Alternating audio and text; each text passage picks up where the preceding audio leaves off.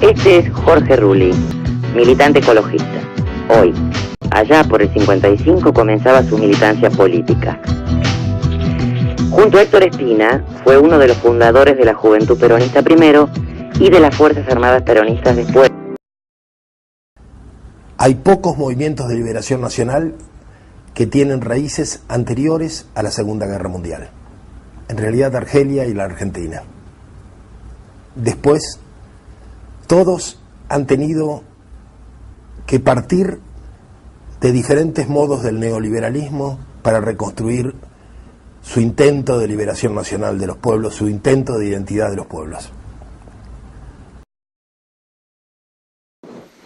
O sea que nos sorprenden los acontecimientos de ese golpe genocida del 55 y eso nos afecta grandemente. Yo digo, el bombardeo, eso nos afectó personalmente a todos. Transmitirlo hoy no creo que se pueda transmitir en la real dimensión que fue. Y lo que sucedió, inclusive desde Plaza de Mayo hasta Plaza Congreso, lo que sucedió en esos días, la virulencia y el odio que se manifestó contra el peronismo y contra el pueblo, es algo que es muy difícil de transmitir. Porque era muy grande el odio antiperonista y estaba lleno de gente decidida a manifestarse contra Perón y contra los negros. Y había una actitud muy racista, muy de apartheid, ¿no? ¿Qué hacen los negros en el centro? ¿No? Démosle una lección para que no vengan más.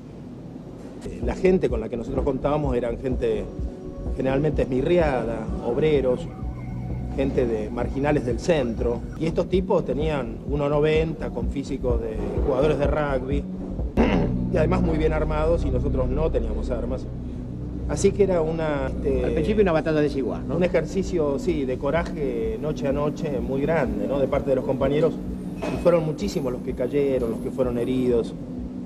Y bueno, y él recordaba también lo de cómo la policía reprimía constantemente, ¿no? Yo la he denominado la segunda resistencia peronista, considerando que la primera nace en el 55. Del 55 al 58 es una resistencia muy popular, donde los caños eran el punto más alto de una violencia que se hacía de miles de pequeños actos, sobre todo de sabotaje, para lograr detener la marcha del país. Realmente era imposible de gobernar un país donde varios millones de personas estaban constantemente paralizando todos los mecanismos económicos. Pero en esta nueva situación, la situación es otra. En el 59 la situación es diferente. No se trata de detener el país. Se trata de detener a un gobierno. Se trata de que escarmiente este gobierno. Entonces los atentados son brutales.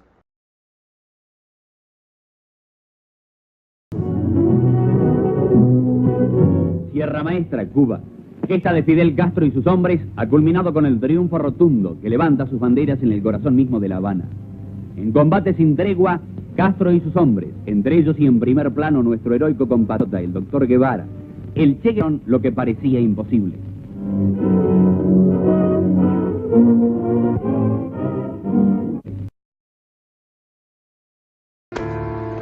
Yo pienso que ese traspaso de formaciones especiales a organizaciones político-militares entraña el deseo de liderar un proceso. Y aquí lo que existe es que hay un nuevo sector social que está luchando por dominar el proceso revolucionario del peronismo. En realidad son los hijos de los sectores medios que habían sido gorilas en el 55. Corría el año 61, cuando dos integrantes de la familia Mujica ocupan cargos importantes en el poder. Adolfo, el padre de Carlos, es nombrado ministro de Relaciones Exteriores del gobierno de Frondizi, y Carlos, secretario privado del arzobispo de Buenos Aires, Monseñor Antonio Cayano. Comienza una conflictiva relación con la jerarquía eclesiástica. Simultáneamente, el sacerdote oficiaba misa en la paquetísima parroquia del Socorro. En realidad, uno de sus últimos sermones en el Socorro fue el 7 de julio de 1963, el día en que el radical Arturo Illia gana las elecciones presidenciales gracias a la proscripción del voto peronista. Hoy es un domingo triste. Un importante sector del pueblo argentino ha sido marginado del comicio y será gobernado por un hombre a quien solo votó el 18% de los electores. Desde comienzos de los años 60, muchos sacerdotes toman el ejemplo de los curas obreros franceses y de la prédica del filósofo Conrado Eggers, quien promueve un diálogo entre cristianos y marxistas. Ellos le plantean a la jerarquía católica la necesidad de que la Iglesia se comprometa con la realidad social del país. Los nuevos aires que soplan en Roma le dan impulso al grupo y en poco tiempo, cientos de curas se acercan a las clases trabajadoras. Algunos sacerdotes se instalan en las villas y comparten las condiciones de vida de los sectores más desposeídos. El 8 de diciembre de 1965, luego de arduos debates, finaliza el Concilio Vaticano II. El resultado es un voluminoso conjunto de documentos en los que, además de renovar la liturgia, se condena la pobreza, la injusticia y la explotación provocadas por el afán humano de poder y riqueza. Asimismo, se incita a los cristianos a luchar por la igualdad en nombre del amor al prójimo. De inmediato, la Iglesia argentina se ve sacudida por el proceso interno que vive dicha institución. El clero más joven, que se identifica con las reformas propuestas, intenta impulsar una renovación en la iglesia local. Pero las cúpulas eclesiásticas se resisten a estos cambios, situación que lleva a un inevitable enfrentamiento con las nuevas generaciones.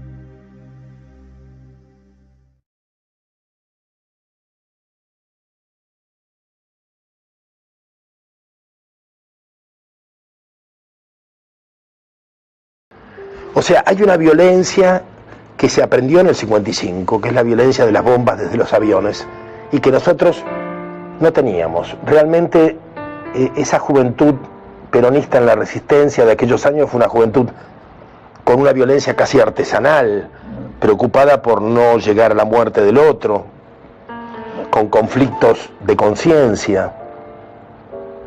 De ninguna manera fue lo que aprendimos después, lo que aprendimos en Cuba, o sea, se hablaba de aniquilamiento. Me parece que la idea del aniquilamiento nosotros no la teníamos, ¿no? Y esto va a marcar, con lo que ocurre en los años 70, un abismo, ¿no?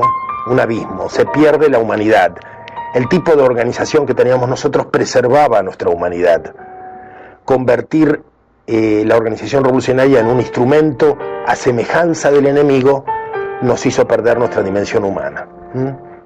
Muchas veces les dijimos a los montoneros, si la guerra revolucionaria la llevamos más allá de las armas de mano y las botellas de nafta, el pueblo deja de acompañarnos, porque lo dejamos afuera.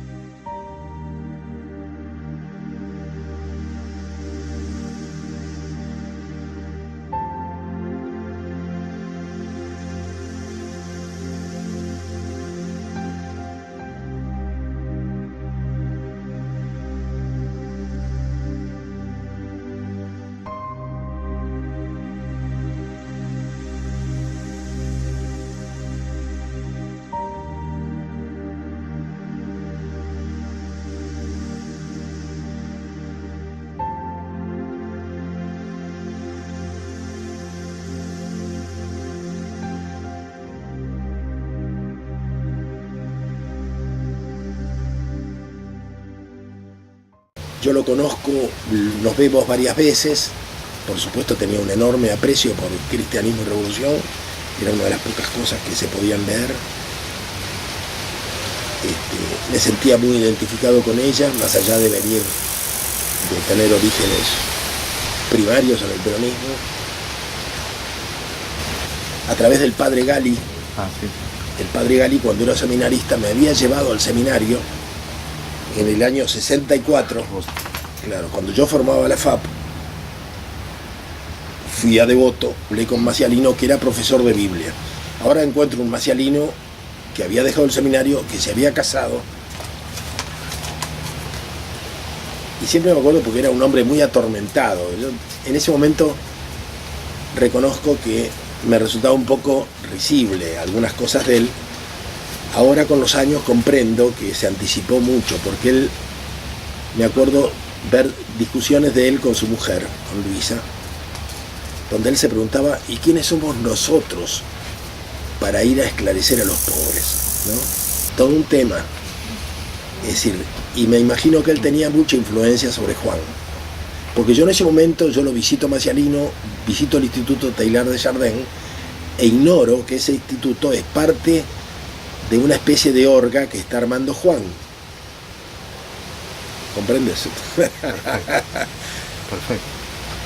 Pero de alguna manera creo que ahí había un espíritu exquisito. Reconozco que yo me reí de él, o que lo subestimé, pero había un espíritu exquisito que se anticipaba a su tiempo. ¿Cuál es el rol de los sectores medios?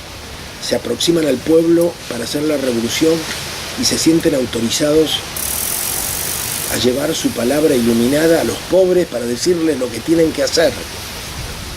La mujer de Macialino opinaba que sí, y él opinaba que no. Y yo creo que va a ser el gran drama de la tragedia de los años 70. Y creo que está en la raíz de la muerte de Juan. Porque supongo que Juan, para mí, es una bisagra entre dos etapas, y en él estaban los dos hechos, estaban las dos fuerzas, las dos tensiones, la pulsión de los sectores medios que llegan al peronismo y sienten que el peronismo es un gigante invertebrado y descerebrado que necesita una conducción, y está su honestidad cristiana que le dice, yo no soy quien para dar mi palabra a los desposeídos. Me parece que, y creo que en él quiero creer, que esta última punción o esta última tensión es la que habría predominado.